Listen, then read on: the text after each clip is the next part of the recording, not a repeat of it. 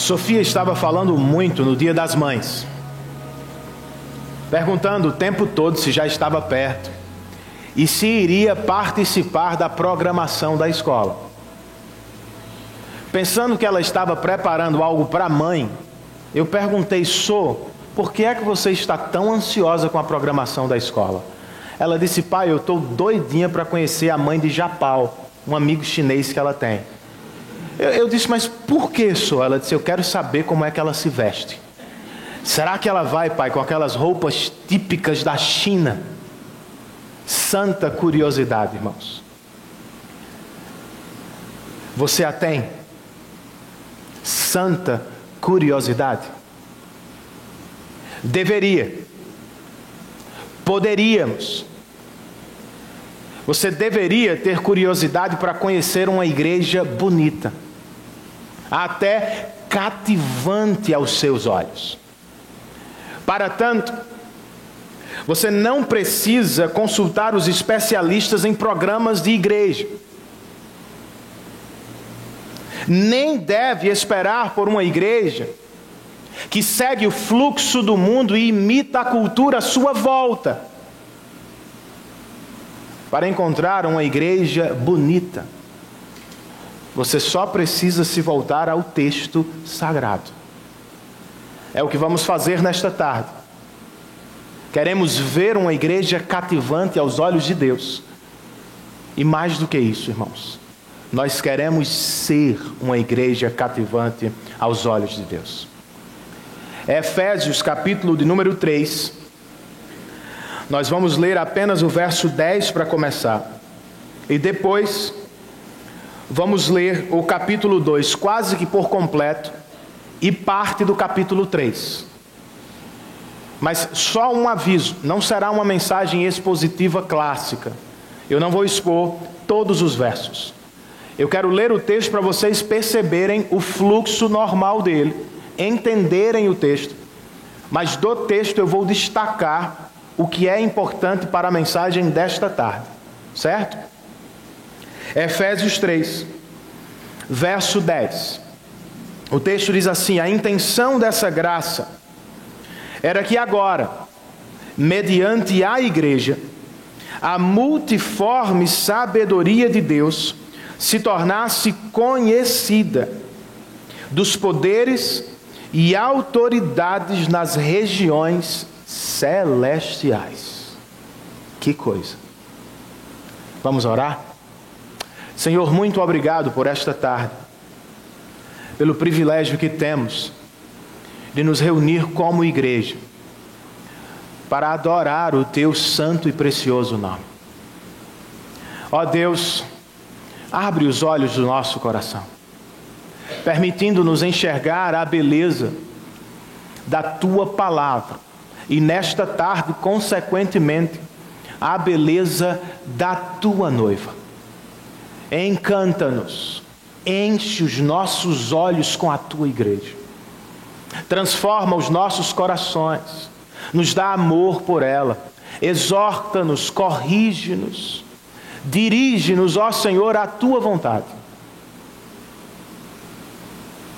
Pois nós queremos, apesar de pecadores, nós queremos ser uma igreja cativante aos Teus olhos. Esta é a nossa oração, em nome de Jesus.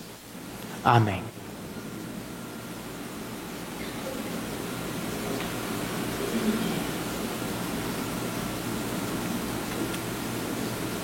Este é o principal tema da carta aos Efésios: igreja. Como vocês devem saber, a carta está dividida em duas partes maiores. A primeira trata de como a igreja veio a existir e de quem a constitui, quais são as pessoas que formam a igreja de Cristo. A segunda metade é mais prática e responde à pergunta: como esta igreja vive no mundo? Como esta nova sociedade de Deus vive dentro das sociedades dos homens? Nós nos ocuparemos com a primeira parte da carta, E fazendo isto, irmãos, estaremos falando nesta tarde da visão de Deus para a sua igreja. Visão esta que também deve ser a nossa. Nós também queremos ver e ser uma igreja cativante, primeiro aos olhos de Deus. O que seria esta igreja, irmãos? Ou o que queremos ser à luz da palavra de Deus? Bem, nós queremos ser, em primeiro lugar, e isto está no seu boletim informativo, uma igreja de nascimento sobrenatural. Pois esta é a questão inicial. Quem faz nascer? Quem cria a igreja? E depois, quem a sustenta no mundo? Para responder às perguntas, vamos ler a primeira metade do capítulo 2 de Efésios. Os 3 primeiros versos nos falam do tempo quando ainda não éramos igreja de Cristo. De acordo com Paulo, antes de ser igreja, vocês estavam mortos em suas transgressões e pecados. Deixando a segunda parte deste verso para o seu estudo pessoal, vá ver o que de fato significa um pecado e transgressão. Ocupe-se comigo com a primeira parte. Vocês estavam mortos. Sério, Paulo? Não é o que parece. Você vai ao trabalho amanhã e sentará ao lado de pessoas que estão vivas, e algumas delas vivas até demais. Algumas pessoas são fortes, como atletas. Outras têm mentes brilhantes, são capazes de dissertar sobre temas difíceis, escrever coisas que chamam a atenção e enchem os nossos olhos. Estão mortas, literalmente? Sim. E é muito fácil de perceber. Embora vivas no corpo e na mente, as pessoas antes de Cristo estão mortas, e os sinais são estes: não contemplam a glória de Deus com respeito, não valorizam Cristo como a pérola mais valiosa do universo, e não conseguem, não podem dar ouvidos à voz do Espírito. Logo, estão mortas na esfera mais importante da existência, no Espírito. Não apenas isso. O apóstolo nos diz, a partir do verso 2, vocês seguiam a presente ordem deste mundo, e o príncipe do poder do ar, o espírito que agora está atuando nos que vivem na desobediência. Anteriormente, ninguém escapa aqui, todos nós também vivíamos entre eles, fazendo o que, irmãos? Satisfazendo as vontades da nossa carne, seguindo os seus desejos e pensamentos. Outra vez, eu não me proponho a expor todo o texto como geralmente fazemos. Então não posso descer aos detalhes riquíssimos desse texto. Mas em resumo, o que Paulo acabou de descrever foi uma prisão. Antes de Cristo, não apenas estávamos mortos para Deus, éramos escravos do mundo, da carne e do próprio diabo. Seguíamos o mundo, seus valores, suas ambições, seus sonhos, suas influências. Não há ninguém livre totalmente nesta vida. Éramos escravos da nossa carne, ou seja, da nossa natureza caída e inclinada para o mal. E mesmo não sabendo, não acreditando, éramos escravos do próprio diabo, que mantém a muitos presos sob seus enganos e poderes. Por isso, irmãos, Paulo conclui ao final do verso 3, como os outros, éramos por natureza merecedores de quê? Da ira, irmãos. Por nossos próprios pecados, por suas próprias escolhas, pelo caminho que você resolveu tomar, pelas costas que você deu a Deus, você se tornou merecedor, alvo da santa e justa ira de Deus. Terrível isso. E agora, Renan?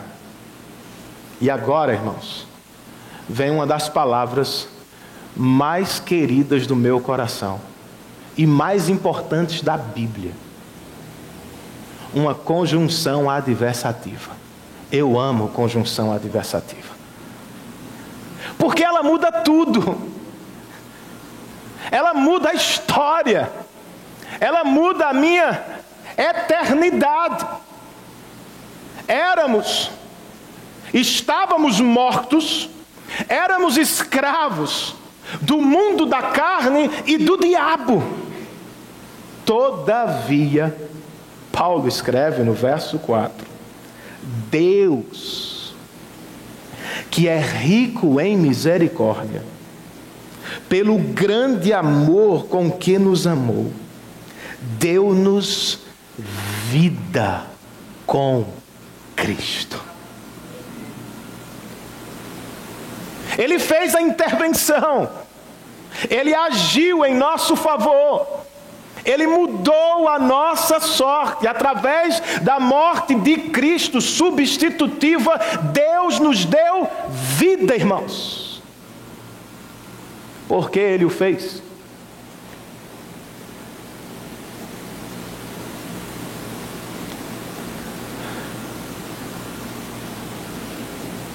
Paulo nos diz que foi pelo grande amor com que nos amou. Se você alguma vez se perguntou por que Deus me salvou, foi por amor mesmo. Mais do que isso, ao final do verso 5, ele declara: pela graça vocês são salvos. Ou seja, não foi pelo que Ele viu em nós. Ele não nos viu vivos demais e se apaixonou. Ele não nos encontrou sábios demais e disse: preciso deles. Não, estávamos mortos. Éramos escravos. Mas por amor eterno e por graça livre e soberana, Ele resolveu nos dar vida em Cristo Jesus. Para que ninguém ficasse em dúvida, Paulo repete nos versos 8 e 9: pois vocês são salvos pela graça, por meio da fé, e isto não vem de vocês, é dom de Deus, não é por obras, para que ninguém se glorie. E então ele conclui voltando ao que já nos disse antes: porque somos criação de Deus, realizada em Cristo Jesus. Isto responde à pergunta inicial que eu fiz. Quem faz nascer a igreja? Quem cria a igreja, irmãos? É Deus, por meio de Cristo Jesus. O nosso problema, nós queremos criar a igreja. Nós queremos fazer a igreja. Nós queremos sustentar a igreja. Centenas de igrejas vão se reunir nesta tarde em torno do que elas mesmas podem fazer para criar e sustentar a comunidade. Programas irretocáveis para a família, estruturas grandiosas e confortáveis, assistência a todos os problemas da existência. Problemas sociais comuns vão atrair alguns, grupos demográficos vão atrair outros. E sinceramente não há nenhum problema com eles em si. Mas como registram os autores deste livro, Comunidade Cativante, quando cristãos se reúnem ao redor de algo que não é o Evangelho, irmãos, eles criam uma comunidade que existiria, provavelmente, mesmo que Deus não existisse. E como uma moderna torre de Babel, tal igreja glorifica a própria força e sabedoria dos homens, não glorifica o poder sobrenatural de Deus. O que deveríamos fazer, irmãos? Tirar a mão. Parar de tentar fazer igreja. Parar de tentar criar igreja. Parar de tentar sustentar a igreja. Porque se insistirmos, na verdade, não criaremos uma igreja cativante aos olhos de Deus. Faremos qualquer coisa misturada, deformada e pior. Criaremos problemas. Foi o que aconteceu no século XIX nos Estados Unidos e até hoje nós colhemos os frutos. Ian Murray, um biógrafo e estudioso da história da igreja, escreveu um texto que tem por título Avivamento e Avivalismo. Ao longo do texto ele faz um contraste entre dois supostos avivamentos. Bem, um foi, o outro talvez um suposto avivamento. O do século XVIII e o do século XIX. E de acordo com a pesquisa que ele fez, no século XVIII, Deus abençoou de maneira sobrenatural os meios comuns de graça: pregação, oração e adoração coletiva. Não tinha nada novo, não tinha nenhuma ideia espetacular dos pastores. Tinha o que une as igrejas de todos os séculos, não as invenções, mas a fidelidade à palavra de Deus. No século XIX, porém, Deus parece ter tirado a sua mão. Ou ao menos de maneira sobrenatural, as pessoas não anotavam. O que é que os homens fizeram? Vamos dar um jeito.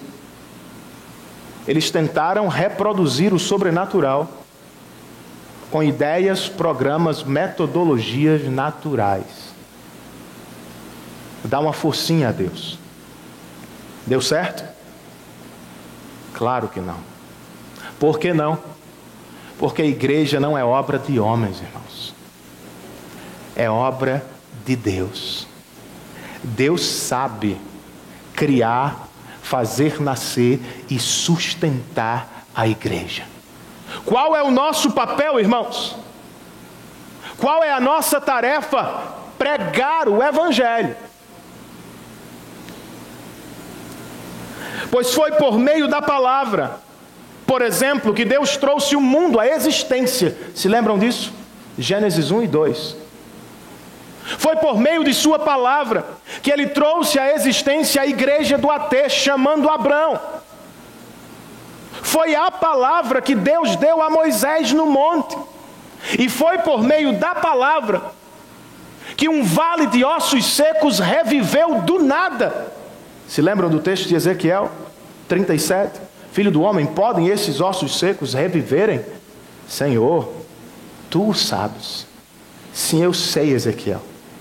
Profetiza a minha palavra. Os ossos secos reviveram, irmãos. Foi por meio da palavra que João Batista iniciou seu ministério no deserto. Foi assim que o próprio Jesus começou seu ministério terreno. Foi através da pregação de Pedro que nasceu a igreja de Atos. E foi através da pregação da palavra que Paulo a levou aos confins do império. Quando as igrejas estavam estabelecidas, Paulo começou a revisitar e se comunicar com os pastores delas através de cartas. Como sustentá-las? Ele não disse, por exemplo, a Timóteo: reúna as mentes mais brilhantes da igreja e trace um plano atrativo aos olhos dos homens. Ele não disse: façam uma pesquisa demográfica da área de vocês, um estudo social de onde vocês estão, e depois elaborem o melhor plano de marketing para atrair as pessoas. Não foi o que ele disse, irmãos. Na presença de Deus e de Cristo Jesus, que voltará para julgar os vivos e os mortos, eu o exorto solenemente, Timóteo: pregue a palavra. O nosso papel, irmãos, não é fazer igreja, é pregar o evangelho e assistir à obra sobrenatural de Deus entre nós. Precisamos pregar coletivamente o que estou fazendo agora. E o papel da igreja para este momento é orar pelos pregadores, para que eles se aproximem deste altar, para que se coloquem por trás deste simples púlpito, com fidelidade à palavra e cheios do poder do Espírito. Não é trabalho só meu, não. Vocês precisam orar pelos pregadores, para que nenhum deles suba aqui com a inteligência humana apenas, para que ninguém chegue aqui com ideias novas dos homens, estratégias bombásticas, mas que sigam crendo na simplicidade e no poder do evangelho. Individualmente, todos nós deveríamos estar pregando. Pregue ao seu esposo, minha irmã. Pregue para sua esposa. Pregue para seus filhos. Pregue aos seus colegas, pois este é o problema do mundo. Eles estão perdidos e carecem da graça de Deus. E diz a palavra que a fé vem por ouvir a palavra de Deus. E depois, Renan? Depois, irmãos, nós adoramos ao Deus que deu vida à igreja. Não nos reunimos semanalmente para adorar uns aos outros.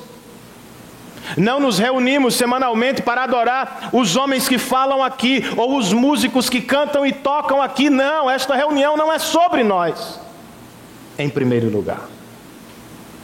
Trata-se de um culto, irmãos, sagrado, feito ao Deus que nos salvou por meio de Cristo Jesus. Não a nós, Senhor, disse o salmista, não a nós, mas ao teu nome seja glória para sempre. É por isso que nos reunimos, irmãos, para adorar a Deus pela grande e maravilhosa salvação que Ele operou entre nós e em nós.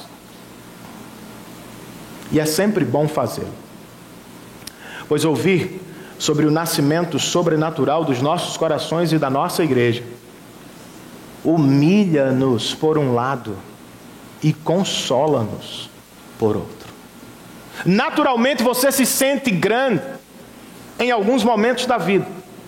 Você quer ter parte em outros. Somos influenciados pela cultura do mérito. E por vezes nos achamos melhores, uns acima dos outros. Mas quando nos reunimos para adorar a Deus, fica claro: todos somos iguais, salvos por obra de Cristo Jesus.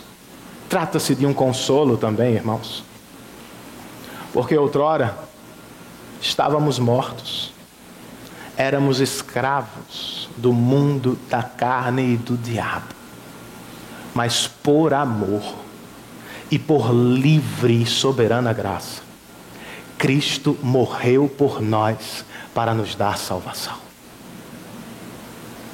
Louvemos, portanto, a Deus por este nascimento sobrenatural da igreja. Nós queremos então ser uma igreja de nascimento sobrenatural, mas também queremos ser, irmãos, uma igreja de compromisso profundo. Você pode dizer amém por isso? Amém.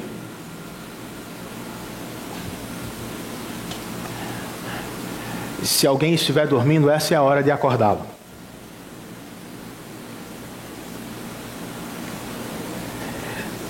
Pois isso é o que acontece, irmãos, a partir da salvação.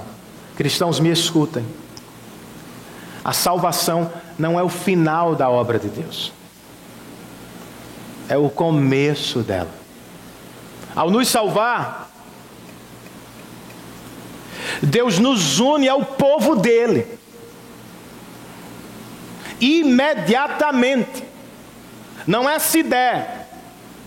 Não é vez por outra. É uma consequência. Ele salva e nos torna seu povo. É o que vemos aqui na segunda metade de Efésios capítulo 2. De novo, Paulo começa com o nosso passado, quando ainda não éramos igreja. Depois fala sobre a obra de Cristo e por fim sobre o que significa ou qual é o resultado dela para a igreja. Versos 11 e 12. Portanto, lembrem-se de que anteriormente vocês eram gentios, ou seja, estrangeiros por nascimento, e chamados pelos judeus de incircuncisão, pessoas que não tinham aliança com Deus. Verso 12. Naquela época vocês estavam sem Cristo, estavam separados da comunidade de Israel, eram estrangeiros quanto às alianças da promessa, e viviam sem esperança e sem Deus no mundo.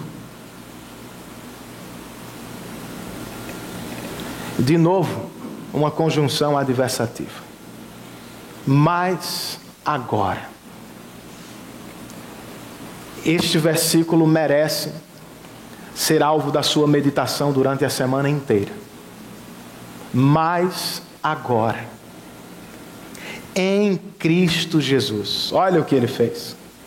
Vocês que antes estavam longe, foram aproximados mediante o sangue de Cristo. Glória a Deus por isso. Porque Ele é a nossa paz, verso 14. E de ambos, ou seja, judeus e gentios, Ele fez um e destruiu a barreira, o muro de inimizade, anulando em seu corpo a lei dos mandamentos expressa em ordenanças.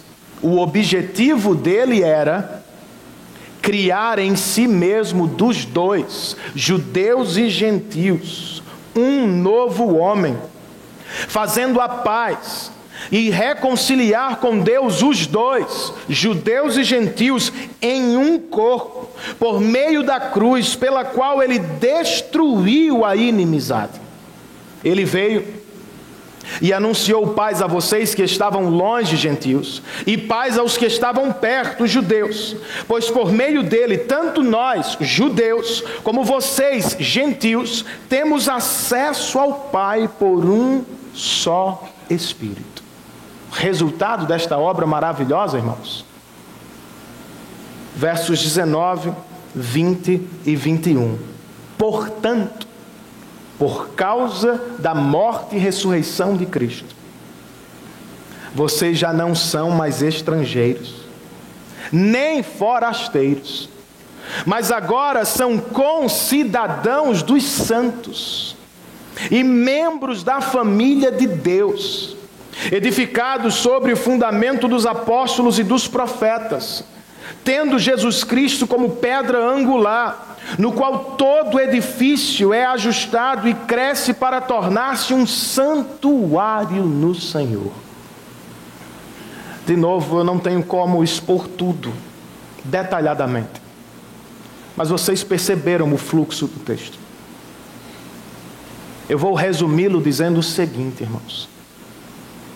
Deus fez de forasteiros cidadãos do reino celestial, de inimigos ferrenhos, judeus e gentios que por séculos se matavam, membros de uma mesma família, de homens e mulheres sujos por seus próprios pecados, santuário, habitação do Espírito Santo de Deus. Glória a Deus por isso, irmãos. Implicação desta grande obra de Cristo: compromisso profundo, não apenas com Ele, com o povo dele. Nossa dificuldade: não gostamos muito de compromisso, muito menos de compromisso sério e profundo. Preferimos o consumo ou o conforto da nossa geração. É assim que pessoas se aproximam de igrejas, pasmem vocês, pensando no que vão receber e considerando o conforto que podem vivenciar em igrejas. Isso não chega nem de longe perto do que significa ser cristão à luz do Novo Testamento, irmãos. O Novo Testamento não apresenta cristãos como consumidores que se tornam provedores à medida que crescem. Não. Desde o início, o Novo Testamento declara que todos os cristãos são e devem agir como provedores. Por exemplo, a primeira carta de João nos diz que o amor pela igreja não é um sinal de maturidade, é um sinal de salvação.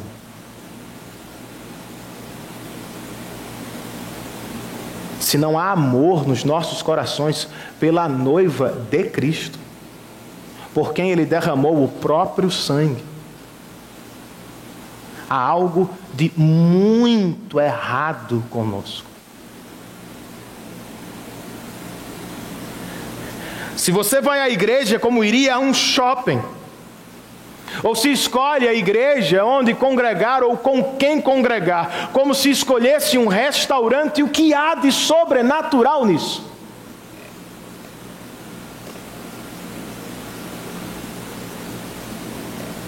Ao contrário do que temos visto, irmãos, a Bíblia espera de nós um compromisso sério, formal e significativo.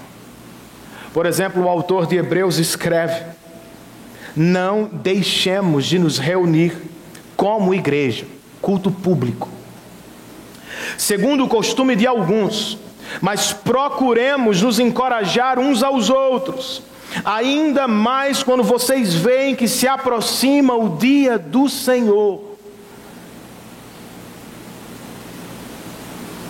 Esta exortação, irmãos,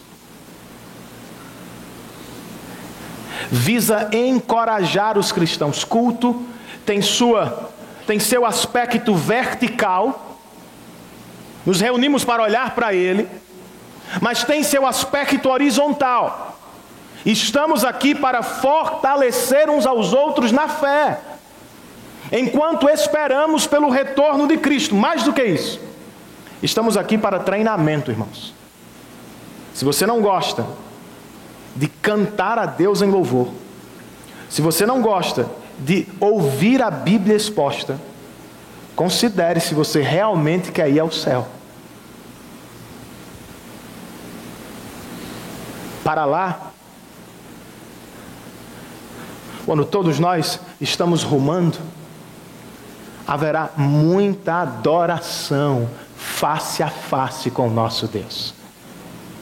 Enquanto não chegamos, treinamos, bebemos das gotas celestiais que caem nos dias do Senhor, experimentamos em antecipação o que viveremos plenamente na eternidade. Então valorize e tenha compromisso com o culto público de sua igreja local. O mesmo autor aos Hebreus, antes desse texto, escreve no capítulo 3, cuidado, irmãos, para que nenhum de vocês tenha coração perverso e incrédulo, que se afaste do Deus vivo. Ao contrário, encorajem-se uns aos outros todos os dias. Este primeiro texto fala do dia do Senhor, este segundo, todos os dias. Durante o tempo que se chama hoje, de modo que nenhum de vocês seja endurecido pelo engano do pecado. Afaste-se da igreja, deixe de congregar, não atenda às ligações, não busque se integrar. E, inevitavelmente, você será enganado pelo pecado. E à medida que fica distante, seu coração se tornará endurecido. De tal maneira que coisas que você odiava no passado começam a ficar bonitas. E vez por outra, conversando com seus amigos de trabalho ou de faculdade, você que as abominava começa a cobiçá-las.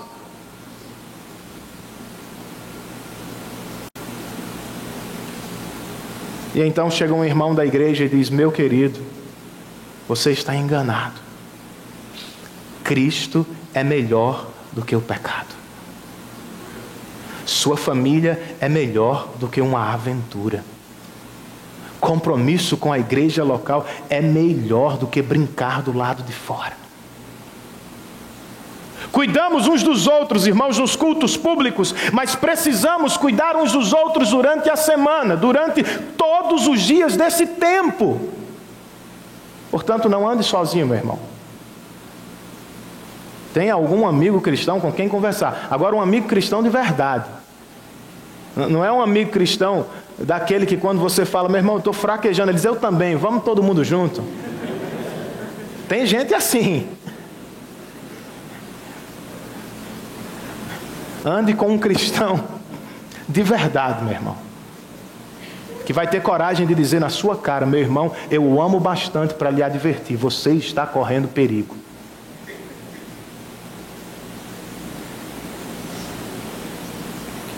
E por que nós temos problema, irmãos, com o compromisso? Por exemplo, com a igreja. Porque, de novo, nós ouvimos demais a voz do mundo.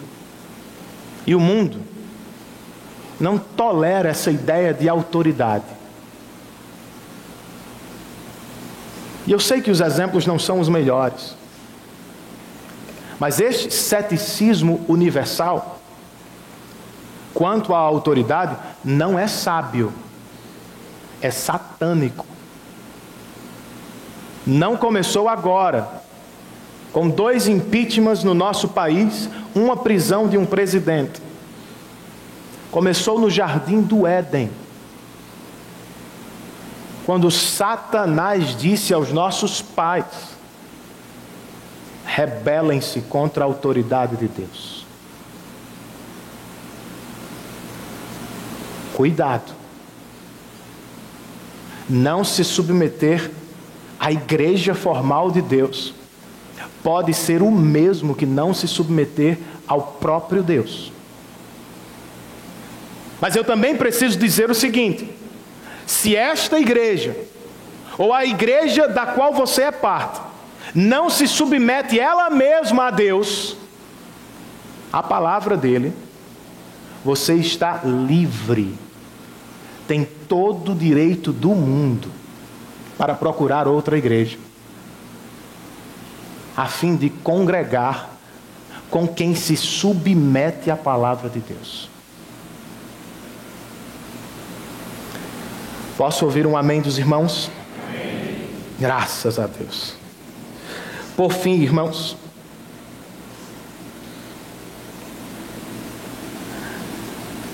nós também queremos ser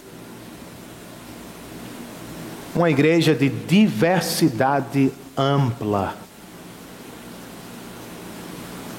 Isso era tão importante para Paulo, que ele nos diz no verso 1 do capítulo 3, por essa razão, eu, Paulo, sou prisioneiro de Cristo por amor de vocês. Quem são os vocês aqui? Gentios. 2 comentários rápidos sobre este verso. Primeiro, irmãos, veja que maneira de encarar a vida. Tecnicamente, Paulo é prisioneiro de César. Ele está preso sob o poder de César. Mas ele não se define assim. Eu sou prisioneiro de Cristo.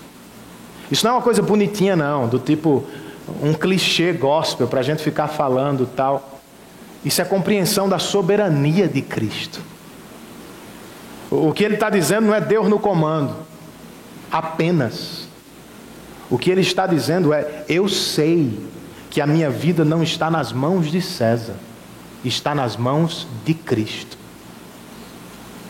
Eu sei que César pode ter sido um instrumento, mas quem me trouxe à prisão foi a vontade de Cristo. Olha que coisa louca.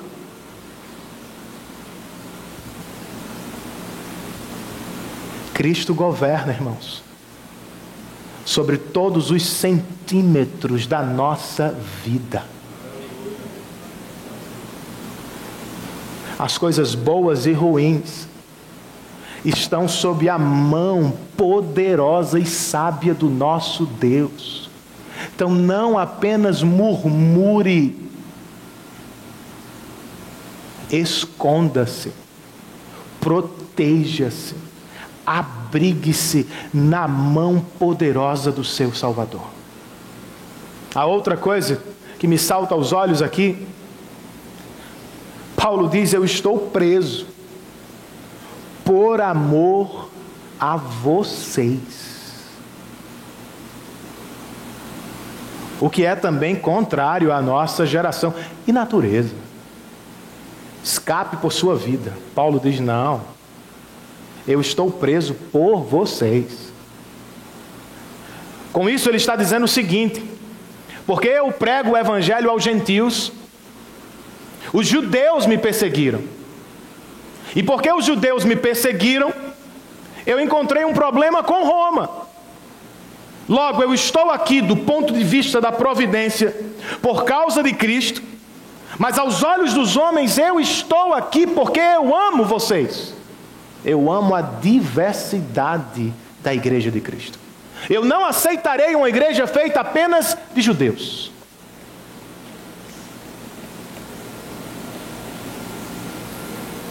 Certamente, verso 2, vocês ouviram falar da responsabilidade imposta a mim em favor de vocês pela graça de Deus. O meu ministério, isto é, o mistério que me foi dado a conhecer por revelação. Que mistério era esse? Paulo pentecostal? Esse mistério, verso 5, não foi dado a conhecer aos homens de outras gerações, mas agora foi revelado pelo Espírito aos santos apóstolos e profetas de Deus, significando que esse é o mistério, simples assim.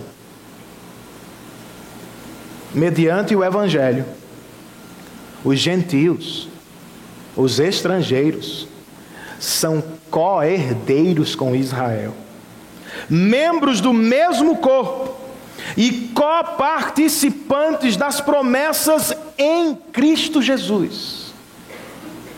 Se lembram daquela promessa que Deus fez a Abraão? Em ti serão benditas todas as famílias. O mesmo ele repetiu de outra forma a Moisés, o fez também a Davi, falou por meio de Isaías, disse a Judá através de Jeremias: em algum momento da história as nações virão. Paulo está dizendo: está acontecendo.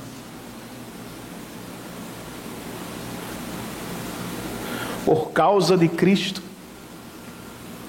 a barreira foi abaixo, as portas se abriram, e o que era povo de Deus, Israel, agora é povo de Deus de todas as nações do mundo.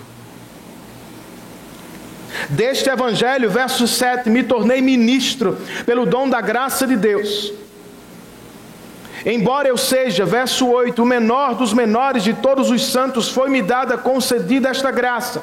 Que graça, irmãos? De anunciar aos gentios as insondáveis riquezas de Cristo e esclarecer a todos a administração deste mistério. Por meio de Cristo, os gentios são incluídos no povo de Deus.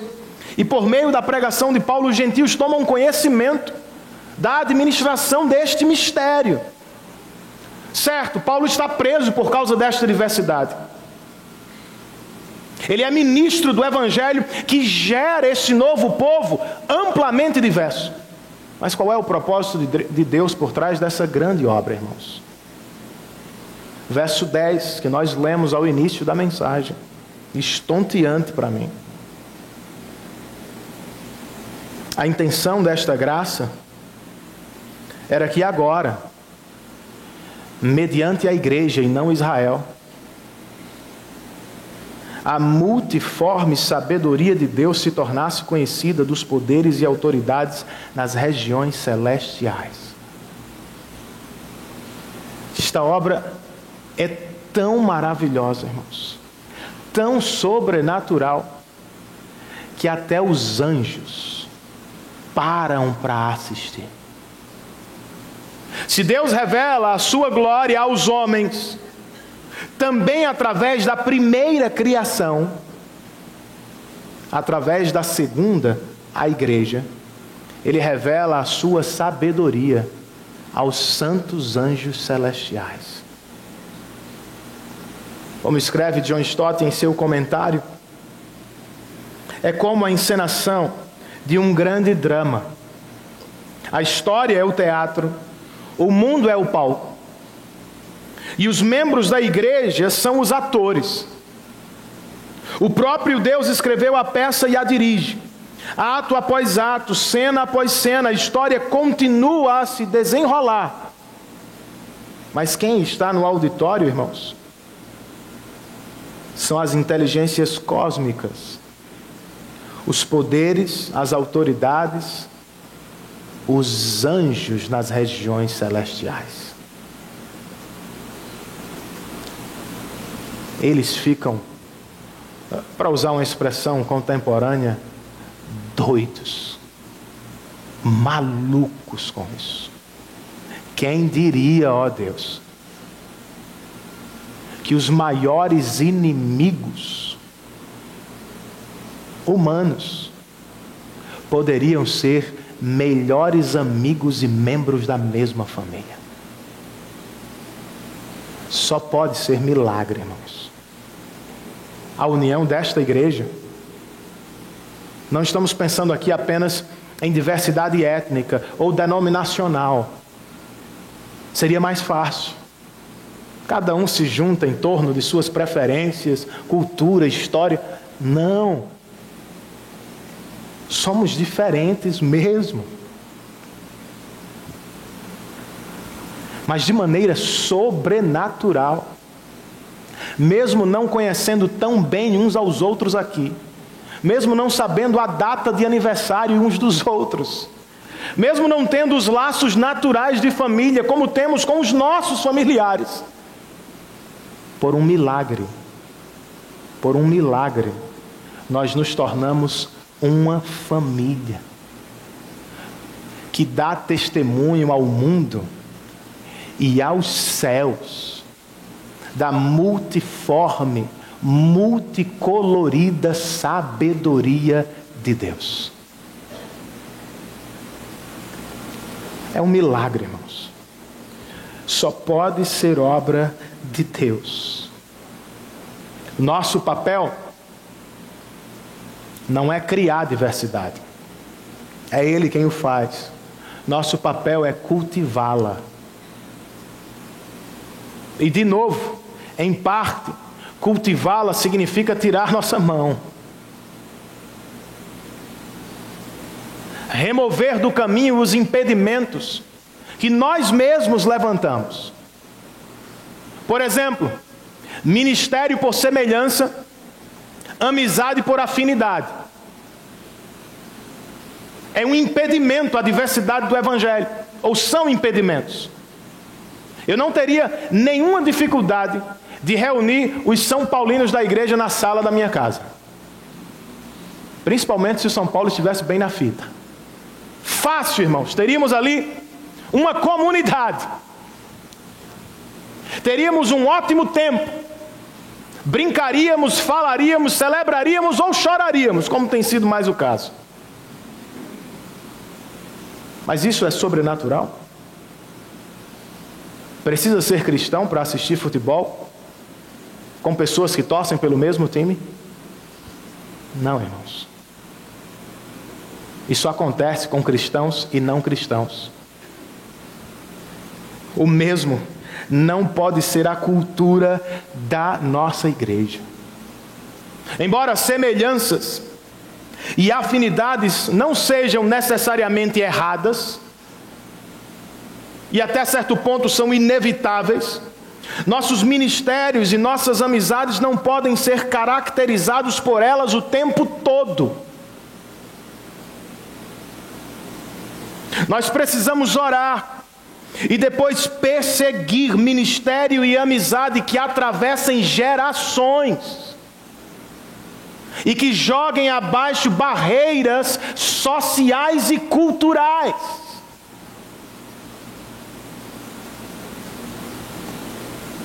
Pois o que há de maravilhoso em um vascaíno servindo a outro vascaíno? Ou a um médico sendo amigo de outro médico? Natural, irmãos. O que assusta o mundo é ver um jovem que, podendo ir ao cinema na sexta-feira à noite, resolve servir a um idoso de sua igreja, porque ele está sozinho.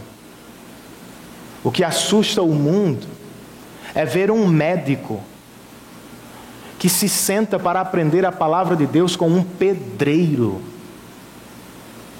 Isso assusta o mundo. E isso é a igreja de Cristo. Remova este impedimento do seu coração. Não pense apenas na sua faixa etária ou no seu povo. Pense em algo que só aconteceria se fosse pelo poder do Evangelho. Se queremos cultivar essa diversidade ampla do Evangelho, também precisamos ter cuidado com a cultura do consumismo. De novo, eu menciono este pecado. Se diversidade é algo produzido por Deus, então não terá custo para mim. Se Deus vai fazer a partir do Evangelho, então eu não faço nada. Errado, irmãos. Santidade é algo de Deus, mas eu e você precisamos buscá-lo. Discipulado da mesma forma. Cultivar a diversidade igualmente. Terá custo. Custará a sua preferência, meu irmão. Não, eu prefiro um exemplo só de preferência. Eu prefiro este estilo àquele estilo de música. E quando você pensa no assunto, geralmente você pensa da seguinte forma: com esse estilo eu adoro melhor. Com esse instrumento e não aquele, eu cultuo melhor. Mas você já notou que está cercado de outros irmãos? Este culto não é individual. Na sua casa, você faz do jeitinho que você prefere. Na igreja do Senhor, você joga abaixo preferências, levanta a mão, com bateria ou sem bateria, e adora a Deus. Esta diversidade vai custar o conforto dos seus relacionamentos. Naturalmente você sai daqui com quem você conhece. E você se reúne, quando se reúne, com quem você tem afinidade. Isso é natural. Pelo poder do Evangelho, você vai ficar um pouco mais depois do culto para conhecer pessoas que ainda não conhecem. E vai começar a orar por elas, persegui-las, tentar marcar encontros, porque você sabe que, embora não as conheça, elas são sua família. A gente acabou de chorar por Marco e Monique, muita gente não conhece. Tiago e Anuska, nem todo mundo os conheceu. Levi e Bruna são nossa família de sangue. Diversidade vai nos custar dinheiro, irmãos. Recursos. Pense num advogado que vai tirar parte do seu tempo para discipular um cristão, para, quem sabe, ajudar um cristão com seus problemas, com a justiça, sem necessariamente cobrar. Por que ele vai fazer? Porque é o que ele faria para o irmão de sangue. Não somos irmãos de sangue? Se você não sabe, sua família de sangue sem Cristo não irá com você à eternidade. E esta pessoa, ao lado de quem você está sentado, se nasceu de novo por obra do Espírito, vai passar a eternidade do seu lado. Se acostume com ela.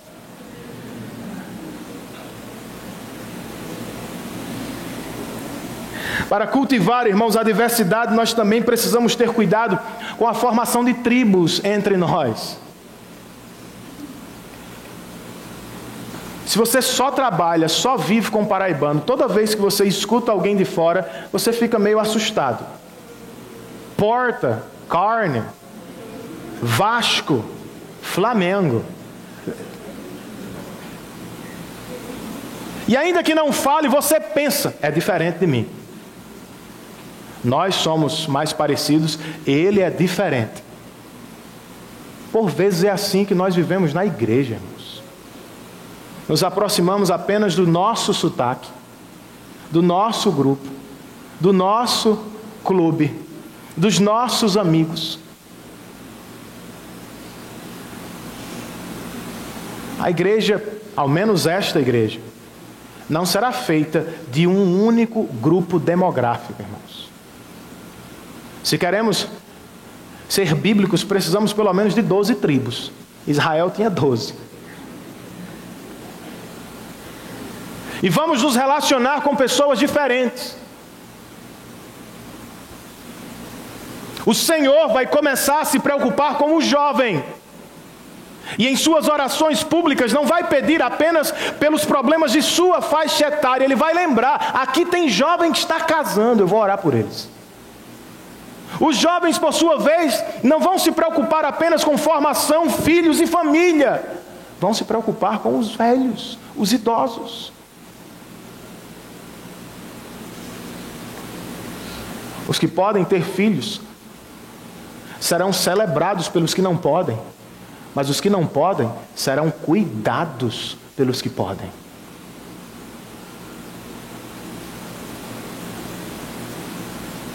E por que não faríamos isso, irmãos?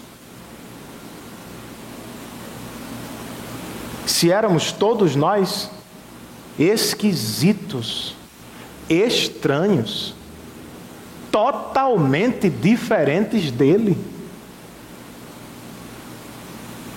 E pela graça, como ouvimos por meio de Cristo, ele nos aproximou.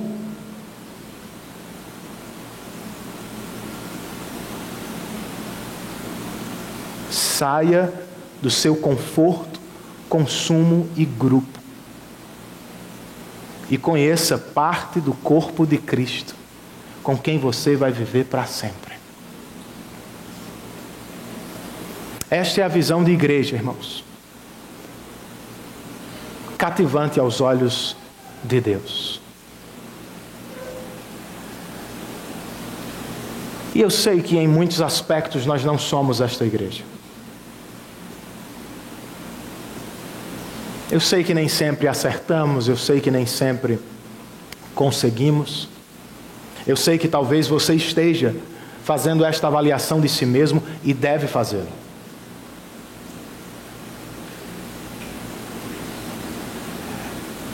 Mas também devemos dar graças a Deus pelo Espírito Santo que não nos abandona. Vocês se lembram do término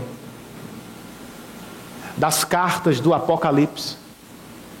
Das 7 igrejas, 5 estavam em pecado, 2 estavam sofrendo, comendo o pão que o diabo amassou de verdade. Ao final de cada carta, Jesus disse à igreja: quem tem ouvidos, ouça o que o Espírito diz à igreja. Ouça, cristão. Arrependa-se comigo por tantas vezes achar que pode fazer igreja, por tantas vezes não cultivar no coração um compromisso com a igreja, por tantas vezes se isolar em grupos por afinidade e semelhança, deixando de fora muitos que poderiam enriquecer as nossas vidas. Ouçamos o Espírito e depois, irmãos, sob o poder dele, vamos perseguir ser uma igreja cativante aos olhos de Deus. Fiquemos de pé. Vamos adorar a Deus com um último hino.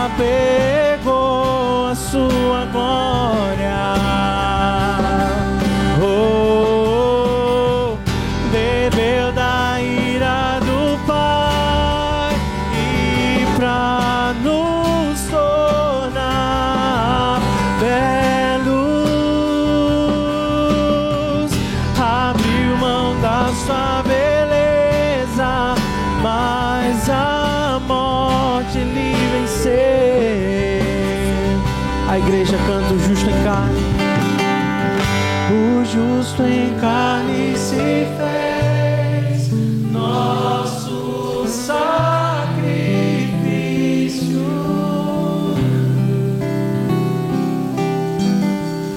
E mesmo sendo Deus, se apegou à sua glória.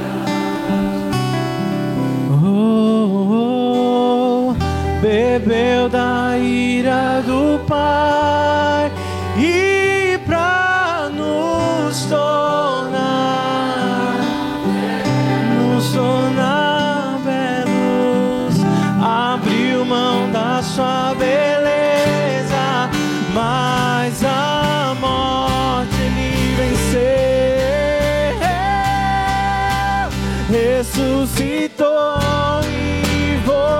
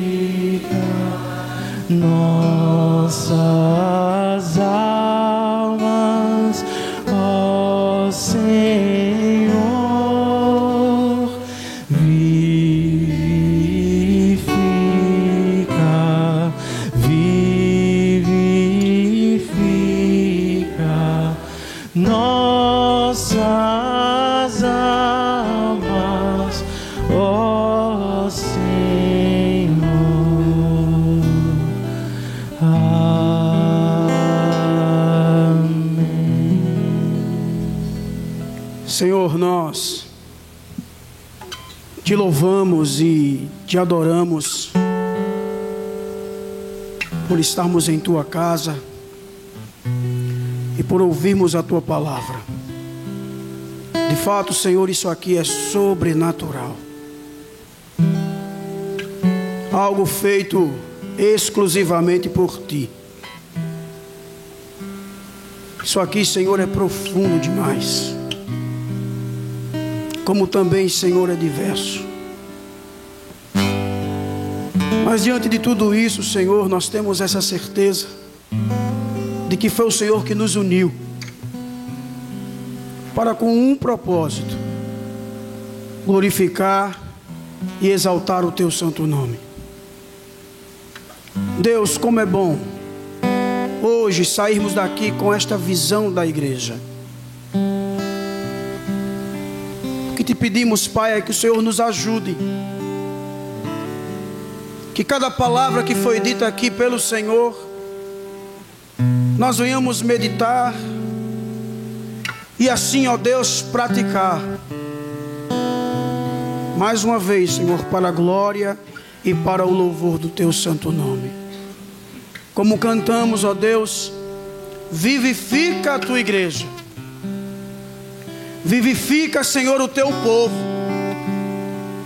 Vivifica, ó Deus, a minha vida, a vida dos meus irmãos. Te pedimos misericórdia, Pai. Pedimos perdão. Nos ajude, nos dê forças. É assim, Senhor, que nós oramos, pedindo a Ti que nos leve em paz para os nossos lares, que nos dê, ó Deus, uma noite tranquila, um sono reparador e uma semana, Pai, abençoada na Tua presença. Que venhamos cumprir com a missão, pregar o Teu Evangelho, Pai. Livra-nos do mal, Senhor. Livra-nos das tentações, no nome do Teu Filho Jesus Cristo. E que o amor de Deus, o nosso Pai, a graça do nosso Senhor e Salvador Jesus Cristo, o poder e as consolações do Espírito Santo estejam com todos nós agora e para todos sempre. A igreja diz amém. Deus nos abençoe, irmãos.